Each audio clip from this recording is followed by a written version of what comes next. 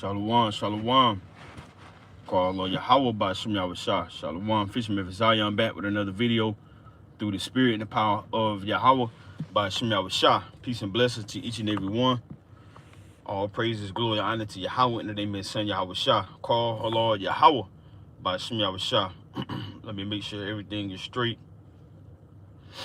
through the spirit and the power of the Most High Yahweh by Shem Shah. We're going to open up with a quick precept, but peace and blessings to each and every one.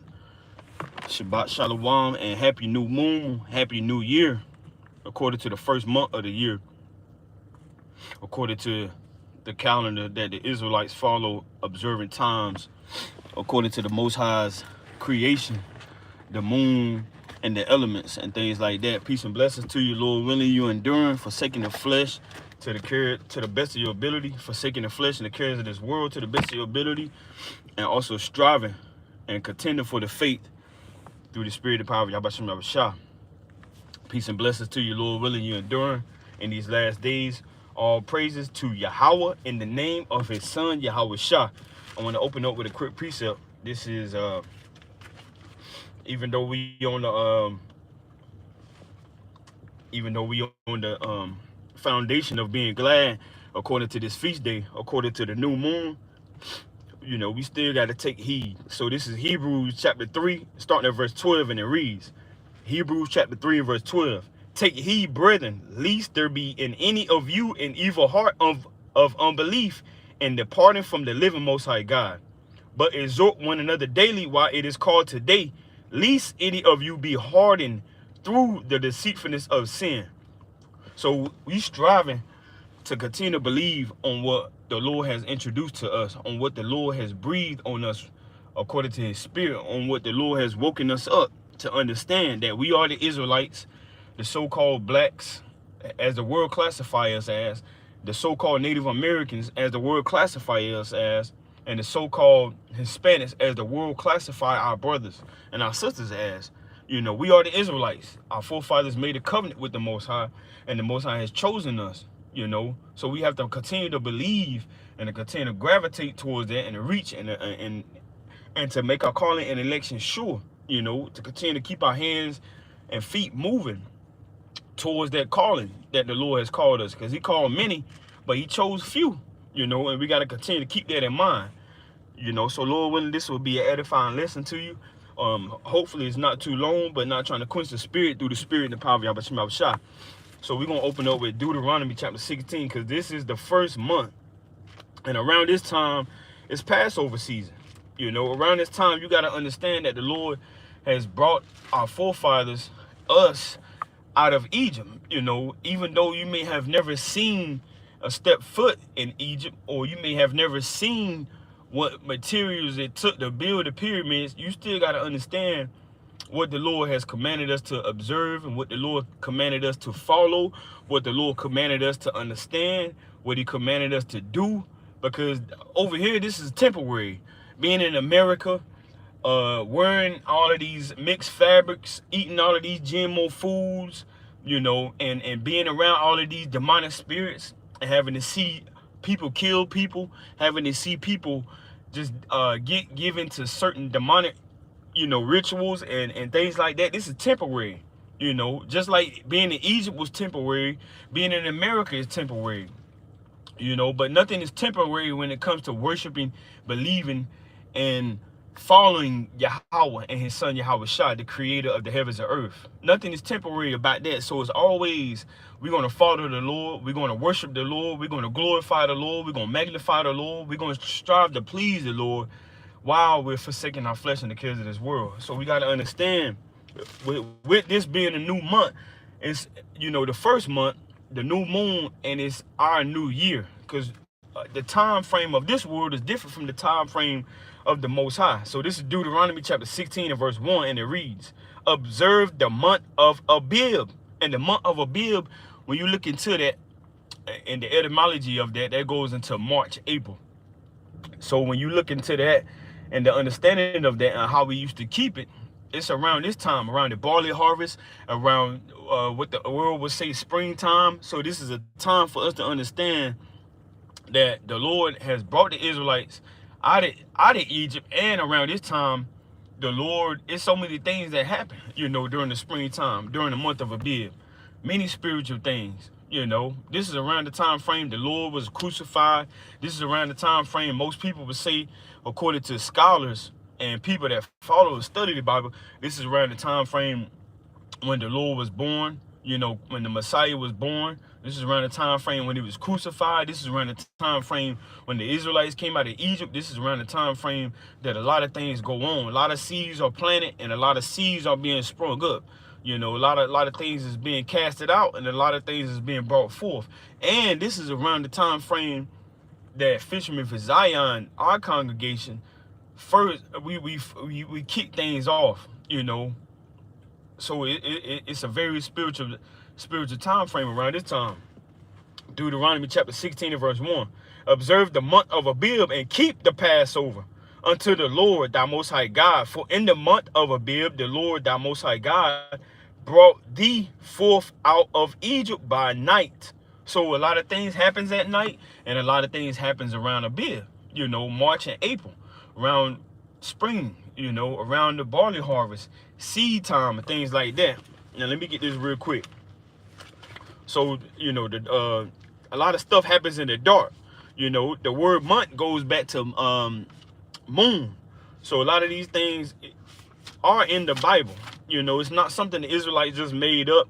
It's not something that the Israelites just started. We didn't just start a cult. We didn't just come up with this stuff. It's stuff that the world is not teaching. It's up to the Lord to have his pastors, his flock, his sheep, and his prophets, his apostles to go out and spread forth this message. That's why you got camps over here teaching, you got camps over there teaching it. You got this camp in this location teaching it. Because the Lord, he's not going to allow everybody to understand and get in line, because he didn't choose everybody to follow him.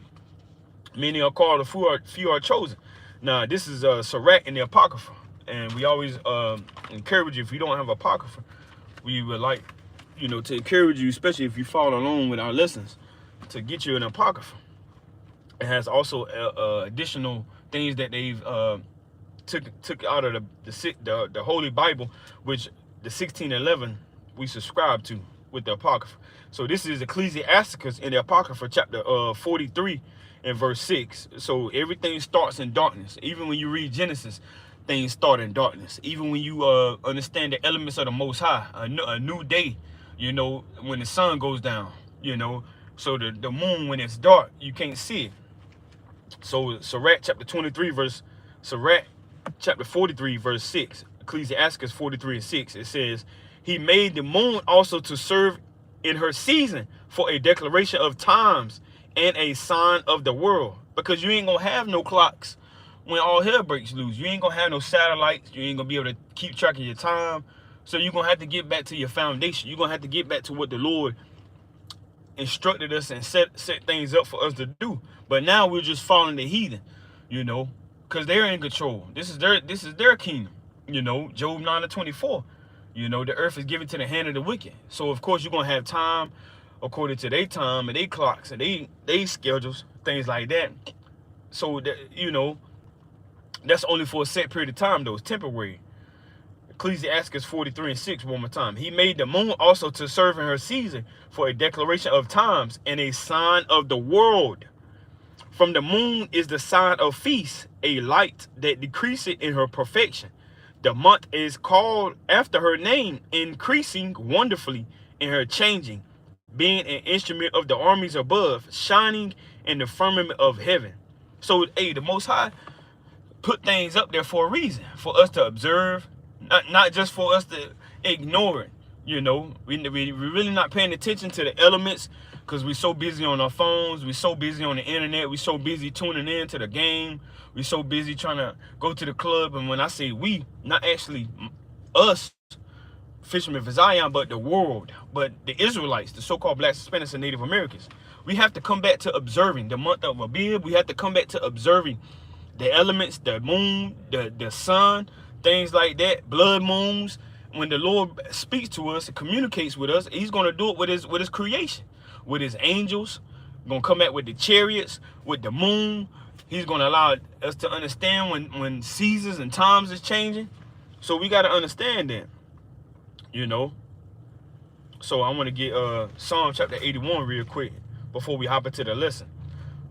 This is the book of Psalm chapter 81.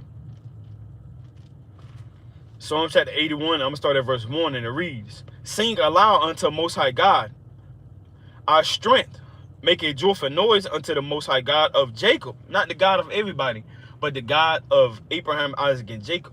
Take a psalm and bring hither the timbrel, the pleasant harp with the psaltery. Blow up the trumpet in the new moon, in the time appointed on our solemn feast day.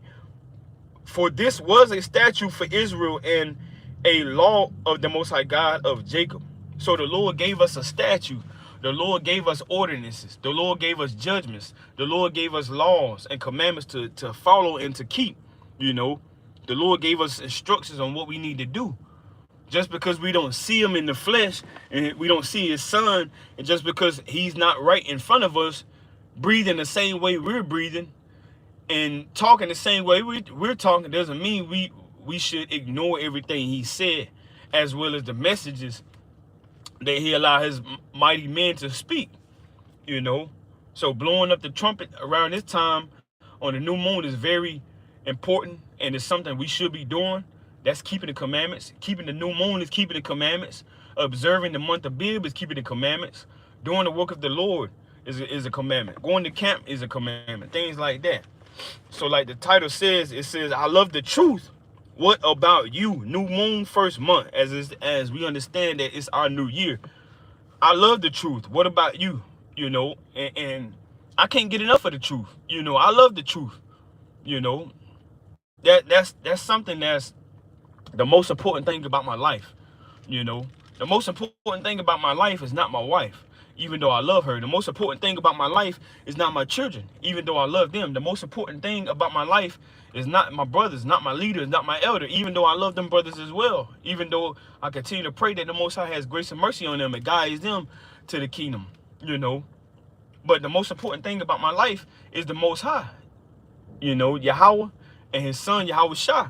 So what about you? Do you love the truth? Because it's easy to say you love the truth, you know, but when all hell breaks loose and when things happen in your life, you got to continue to love the truth. You can't just love the truth when you have feast days, when you're able to drink, when you get you some wine, you get you some lamb, you get you some chicken, you get you some cake, you get you, you know, some desserts. You got to love the truth all around. You got to eat the whole roll. It's going to be bitter. It's going to be mirth. It's going to be gladness. It's going to be joy. It's going to be peace. It's going to be afflictions. It's going to be tribulations. But what is it that you love about it? You know, and if you are understanding the truth, because everybody may not understand the truth. They may not be in a position to understand it the way we understand it right now. Those that's been in it for a little bit, you know, for a year, 2 or 3 or 4, 10 or 20 years. You know, let me get this real quick in Psalms.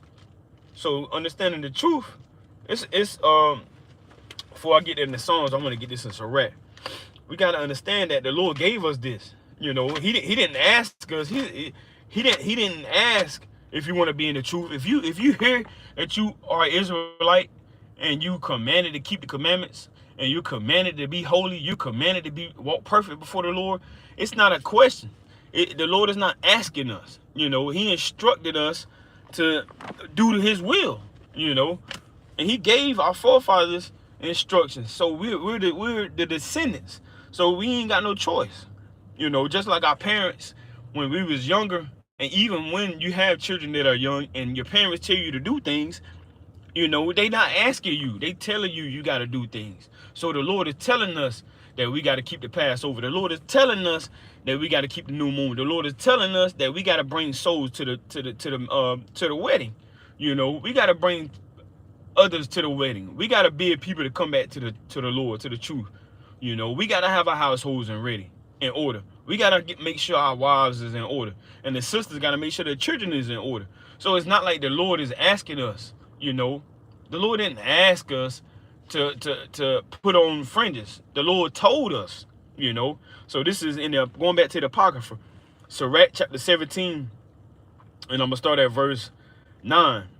Ecclesiasticus and Apocrypha 17 and verse 9. He gave them to glory in his marvelous acts forever, that they might declare his works with understanding. So the Lord wants us to understand what it is that he's done and what it is that he's still doing. The Lord wants us to understand that. It's not a math equation. It's not something that we can just kind of figure out and try to put the pieces together. We know the Lord commanded us to understand. You got to continue to search it out and seek it with all your life until you figure the thing out. Verse 10, so Ecclesiastes 17 and 10, and the elect shall praise his holy name. And we don't know who the elect is. We don't know if I'm the elect. I don't know if anybody else is the elect. I don't know if people around me is the elect, you know, but the elect is out there somewhere. You know, they're in this world somewhere, you know, according to the Israelites.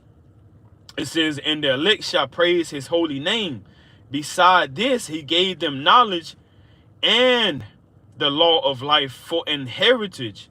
He made an everlasting covenant with them and shewed them his judgments. So the Lord made a covenant with our forefathers. He made a covenant with the Israelites, the so-called Black, Spanish, and Native Americans.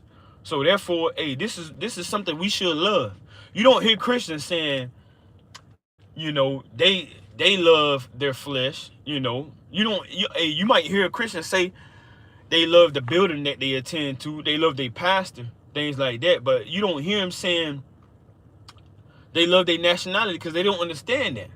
You know, that's why we're telling them they gotta know their nationality. They gotta know things according to the old. They gotta have the spirit to search it out and come back to the Lord. But now you got Israelites that know their nationality. So that's a whole difference as far as an understanding. Okay, I love this truth because we know who we are. We know what the Most High God, Yahweh Bashem Yahushua, commanded us to do. You know. So let me get this in 1 Corinthians real quick. I love the truth. You know, this truth has made me a better man. Has changed my life. You know. So, hey, you got to ask yourself, has this truth made you better? Has this truth made you a better woman? You know, has this truth made you a better man? You know, has it changed how you look at things? Has it changed how you look at things in this world? How you want to do things? How you want to view things? So this is 1 Corinthians chapter. And our forefathers, they love the truth. You know, this is 1 Corinthians chapter 16. And I'm going to start at verse 15, and it reads, I beseech you, brethren, ye know the house of Stephanus, that it is the first fruits of Achaia, and that they have addicted themselves to the ministry of the saints. So our forefathers, they've shown how much they love. You know, they've addicted themselves to the truth. You know, they showed how much they love the truth. They put the effort. You know, they put the effort out there. They put hard work in. You know, they put all of their labor into it, all of their finances into it, all of their households into it, their children into it.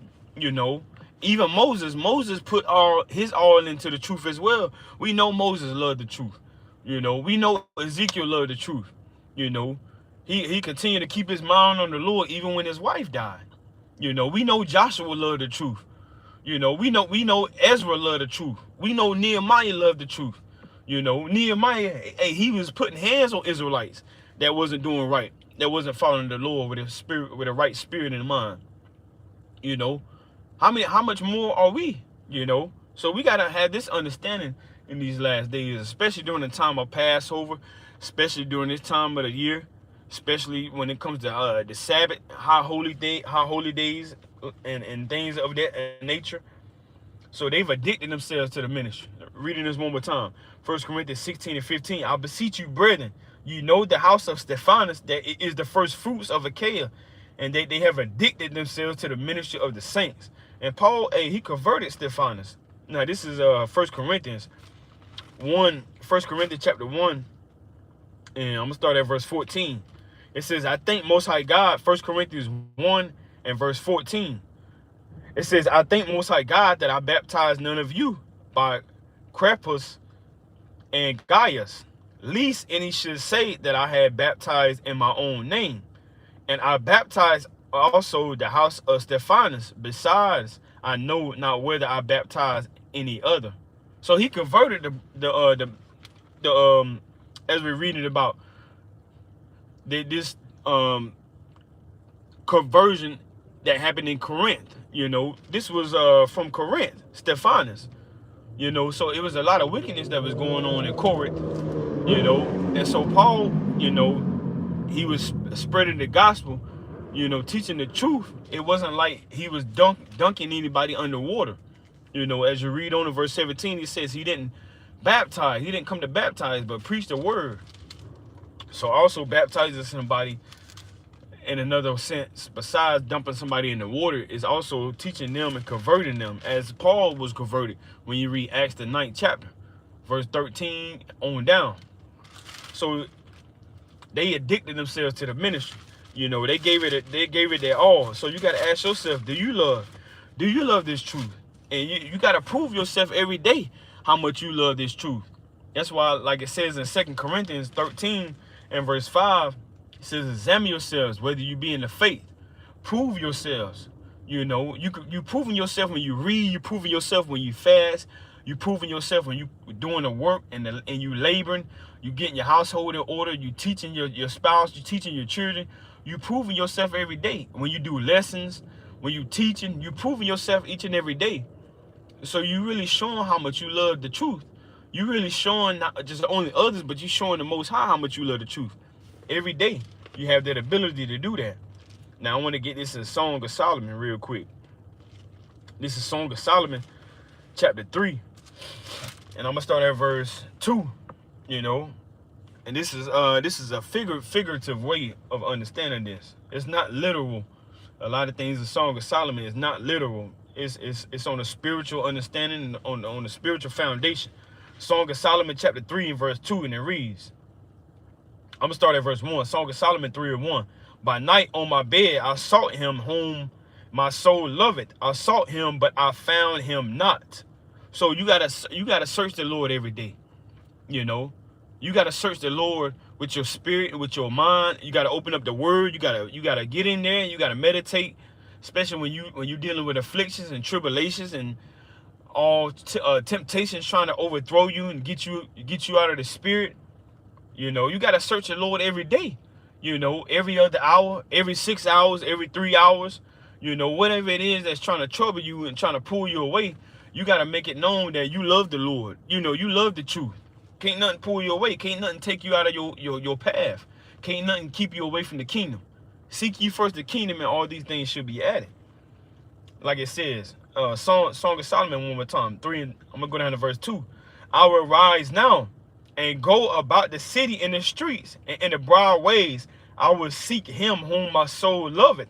I sought him, but I found him not. So even when you don't find what you want, that shouldn't stop you from seeking things out. Because like the Lord says in Isaiah 55, Isaiah 55th chapter, it says, seek the Lord, you know, while he may be found. And you can't stop searching the Lord because you don't get your prayer answered right then and there. Things don't seem like they changing for you. You know, it don't seem like the Lord answers your prayers. You can't just stop. You got to continue to search the Lord and seek things out. And it's gonna be available to you on due time and due season. That's why it's important to have patience when you follow the Lord and when you searching for the Lord. Because the Lord isn't a heavenly Father that's just going to give everything to us how we want it. He knows us better than anybody else. He knows us better than our mothers, our fathers that actually brought us forth to the earth. You know, to help put diapers on us and onesies. So the Lord knows us better than anybody else. So whatever we need, he's going to give it to us according to his time. You know, so if we don't find him and if things don't answer and if it don't come to pass right then, we got to continue to follow him. Verse 3, Song of Solomon 3 and 3. The watchmen that go about the city found me, to whom I said, saw ye him whom my soul loveth? Verse 4, Song of Solomon 3 and 4. It was but a little that I passed from them, but I found him whom my soul loveth. I held him and would not let him go. until I have brought him into my mother's house and into the chamber of her that conceived me. So this is what our soul got to be searching for. Now I want to get this in Ezekiel 18 real quick, because it's letting us know our soul is longing for that. The Israelite souls are longing for that, especially the elect. We don't know who the elect is, but our soul is longing for that. And who's in control of the souls? The Most High. You know, this is Ezekiel chapter 18, and I'm gonna start at verse 3. Ezekiel 18 and verse 3, and it reads, "As I live, said the Lord, Most High God, ye shall not have an occasion anymore to use this proverb in Israel." Verse 4, "Behold, all souls are mine. As the soul of the Father, so also the soul of the Son is mine. The soul that sinneth, it shall die." So the souls belong to the Most High. Just like it says in Song of Solomon 3, it says, "My soul longing." It's talking about the Israelite souls, you know. So our soul is connected and attached to the Most High. Let me get this in Numbers, because he's in control of that. This is the book of Numbers, chapter 16, and I'm going to start at verse 22. Numbers chapter 16 and verse 22. I also got another precept that I wanted to touch on. This is Numbers chapter 16, and I'm going to start at verse 22, and it reads, it says, "And they fell upon their faces and said, O Most High God, the Most High God of the spirits of all flesh, shall one man sin, and wilt thou be wroth with all the congregation?" So the souls belong to the Most High. The spirits belong to the Most High. This is what the Lord uses, you know. This is what he created. So like it says in Song of Solomon chapter 3. Let me read it one more time. Song of Solomon chapter 3. It says, I'm going to start at verse 4. Song of Solomon 3 and 4. "It was but a little that I passed from them, but I found him whom my soul loveth." So our soul, it belongs to the Lord, you know. And that's what, you know, we're in the understanding of. You know, we love the truth, you know, because we belong to the Lord. Because he chose us. Because he's righteous. He's pure. He's true. You know, he's not double-minded. The Most High, he's righteous, you know, a just judge. So let me get this in Matthew real quick. Matthew chapter 10. This is the book of Matthew chapter 10 and verse, I'm going to start at verse 28. Matthew chapter 10 and verse 28, and it reads, it says, I'm going to start at verse 27. It says, "What I tell you in darkness, that speak ye in light, and what ye hear in the ear, that preach ye upon the housetops. And fear not them which kill the body, but are not able to kill the soul, but rather fear him which is able to destroy both soul and body in hell." So we're not afraid of those that can kind of shoot us, or that might try to put a sword to us, because they may can kill our body, but the Lord, the Most High, Yahweh Bashem Yahushua, he's in control of the soul and the body. You know, he can put you in the grave, he can raise you up, like it says in 1 Samuel. You know, so we understand that, you know, the Most High, he's in control. So, I mean, why wouldn't you love the truth? Why wouldn't you love what the Lord chose and what he put on the pedestal as righteous? You know, a lot of people, they don't understand the truth though. They think it's something evil, something demonic, you know, because they don't have that understanding. They either blind, or they have the scales on their eyes, and they don't understand the things that the Lord commanded. You know, let me get this in St. John chapter 18 real quick. So Pilate didn't even understand, you know. But now you got a lot of these Edomites and Amalekites and these heathen, you know, they know who the Israelites are. They know those in Israel right now aren't the real Jews, you know. This is St. John chapter 18 and verse 37, and it reads, "Pilate therefore said unto him, Art thou a king then? Yahushua said, Thou sayest that I am a king. To this end was I born, and for this cause came I into the world, what I shall bear witness So like it. For this, it says, for this cause came I into the world, that I should bear witness unto the truth. So the Lord said he's bearing witness unto the truth. You know, he's showing us how we should be following the Lord. He came to be present as far as what we should follow and what we should do. He said that I should bear witness unto the truth. Everyone that is of the truth hear my voice. So the Lord, hey, he made it appointed that the Israelites is going to hear his voice. The hope for the elect is going to hear his voice. You know, the so-called Black, Spanish, and Native Americans are going to hear his voice. You know, verse 38, St. John 18:38. Pilate said unto him, what is truth? And when he had said this, he went out again unto the Jews and said unto them, I find in him no fault at all. So he asked, so this Edomite asked Yahushua, what is the truth? You know, and this truth is about righteousness. This truth is about integrity. This truth is about the law, statutes, and commandments. This truth is about faith. This truth is about things you may not see, but you're hoping for it. That's what this truth is. You know, the truth is pure. The truth is holy. It's set apart. Let me get this in St. John real quick. This truth, you know, it's not meant for everybody to understand. It's not meant for everybody to be following. It's not meant for everybody to understand it. This is St. John chapter 14. I'm going to start at verse 6, and it reads, Yahushua said unto him, I am the way, the truth, and the life. No man cometh unto the Father but by me. So this truth, the only way we're going to get to Yahweh is having Yahushua first.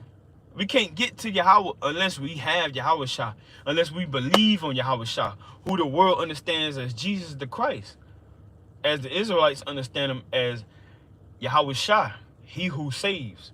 You know, the same one that was crucified for the sins of Yasharala, Israel, the same one that was mocked for saying he came from glory, you know, to take away the sins of Israel, the so-called Black, Spanish, and Native Americans.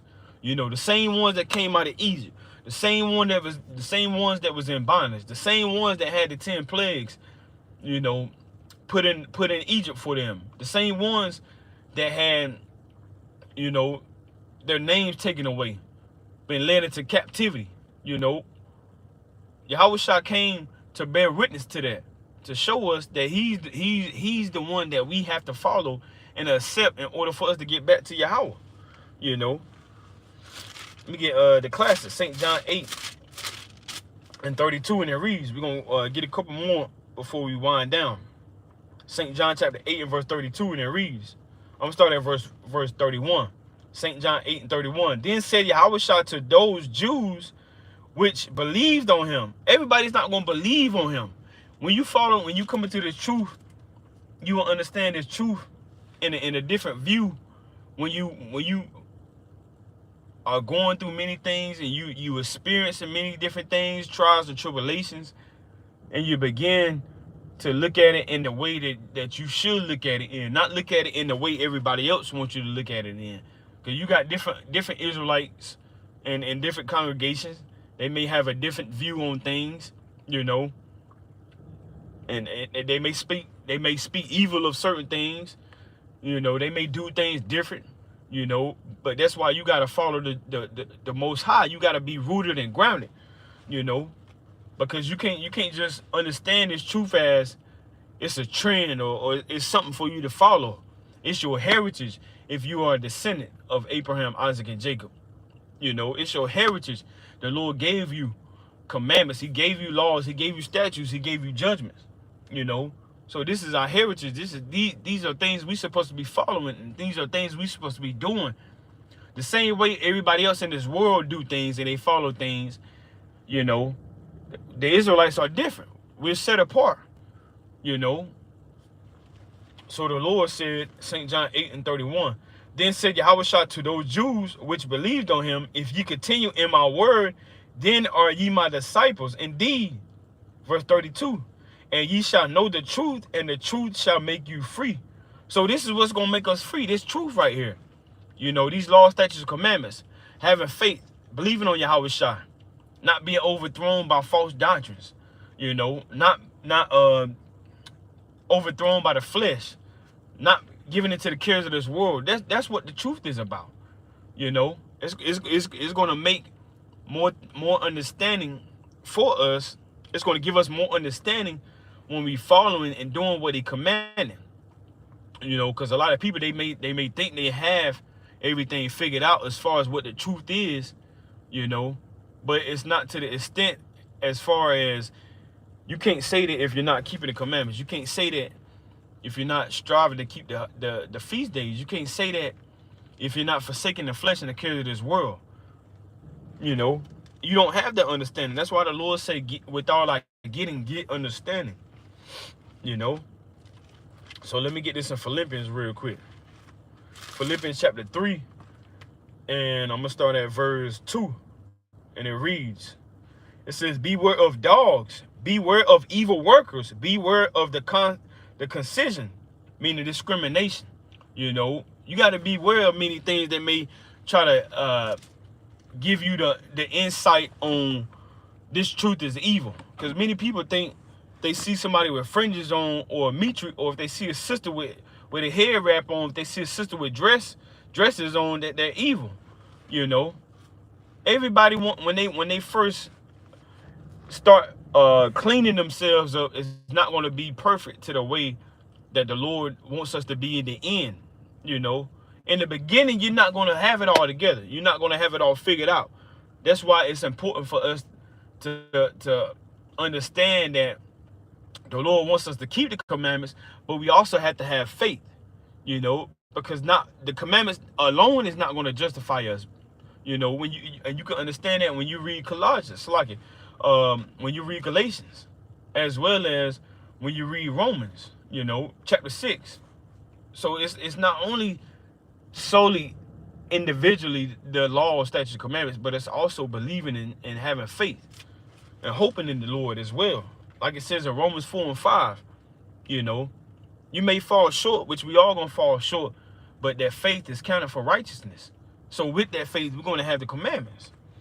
So Philippians 3 and 3 again, it says, Philippians 3 and 12, it says, beware of dogs, beware of evil workers, beware of the concision, again, which is discrimination. For we are the circumcision, which worship Most High God in the spirit, and rejoice in Hamashiach Yahweh Shai, and have no confidence, you know, in the flesh. So we don't have any confidence in the flesh, you know. We have confidence in the Most High, in Yahweh Bashem Yahweh Shai. That's where our confidence is. So that's what we got to be striving for and doing in these last days, through the spirit and the power of Yahweh Bashem Yahweh Shai.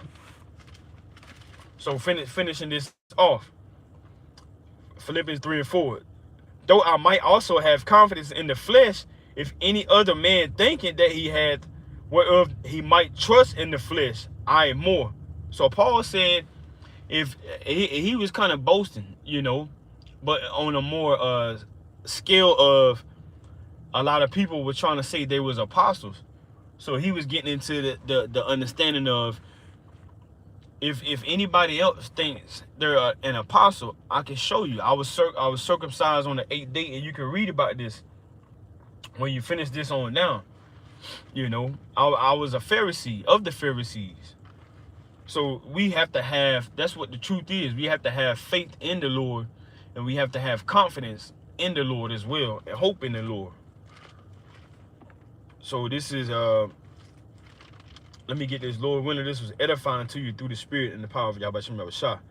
This is Isaiah chapter 26 and verse 3, and it reads, thou would keep him in perfect peace, whose mind is stayed on thee, because he trusted in thee. So you have to trust in the Lord, you know. And what is the truth? What is loving the truth? What is it going to help you understand? What is it going to motivate you to do?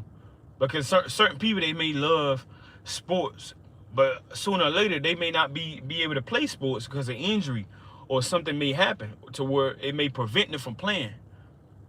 But many things may try to prevent you, but you got to constantly strive to have that love in the open, you know, having that foundation.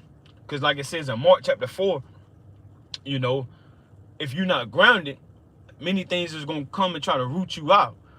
That's why you got to make that love available. You got to make that love increasingly, you know, more important than anything else in your life, you know. So Isaiah 26:3 one more time. Thou would keep him in perfect peace, whose mind is stayed on thee, because he trusted in thee. Trust ye in the Lord Yahweh forever, for in the Lord Yahweh is everlasting strength. So that, hey, what other way would you not love this truth? Because the Lord, he's going to give you strength if you strive to have him first and put him on the first front, you know. So Lord willing, this was edifying to you. Peace and blessings to you. Happy new moon, happy new year. Happy new year. Continue to keep the Sabbath holy as possible, forsaking the flesh and the cares of this world. Continue to strive. Fish me for Zion.